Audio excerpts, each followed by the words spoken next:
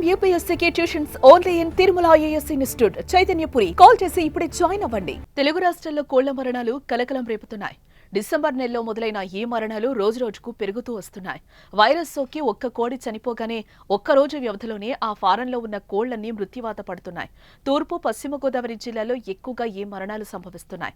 తణుకు, తాడేపల్లిగూడెం, ఉంగుటూరు, భీమడోలు, కొల్లేరు సమీప ప్రాంతాల్లో గత వారం పెద్ద సంఖ్యలో కోళ్లు చనిపోయాయి. వీటి మరణాలకు కారణమేంటి అని తెలుసుకునేందుకు చనిపోయిన కోళ్ల నుంచి సేకరించిన నమూనాలను పరీక్షల కోసం ఇప్పటికే భోపాల్ పంపించారు.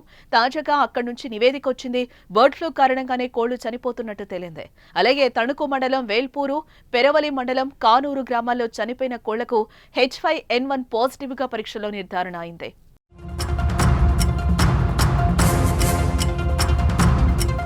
దీంతో అధికారులు అప్రమత్తమయ్యారు. ల్యాబ్ రిపోర్ట్ రావడంతో ఆయా జిల్లా కలెక్టర్లు అత్యవసర సమావేశాన్ని ఏర్పాటు చేసి అధికారులకు కీలక ఆదేశాలు జారీ చేశారు. ప్రజలు, రైతులకు కీలక సూచనలు అందించారు.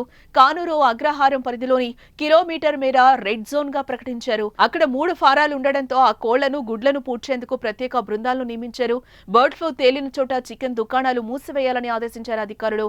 చుట్టూ 10 కిలోమీటర్ల పరిధిలోనూ నిఘా పెట్టి పర్యవేక్షిస్తున్నారు.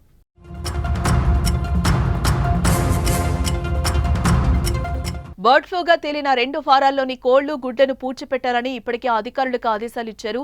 పూడ్చిపెట్టే ఒక్కో కోడికి ₹90 చొప్పున పరిహారం అందిస్తామన్నారు.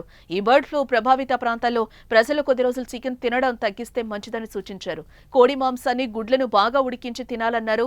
కోడి మాంసం, గుడ్లను మనం 100 degrees ఉష్ణోగ్రతలో ఉడికిస్తాం. అప్పుడు ఎలాంటి వైరస్ ప్రభావం ఉండదని చెప్పారు.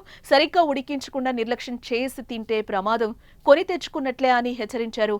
రాష్ట్రంలో మిగిలిన ప్రాంతాల్లో చికెన్, గుడ్లు తినవచ్చని, ఇలాంటి ఇబ్బంది లేదని సూచించారు.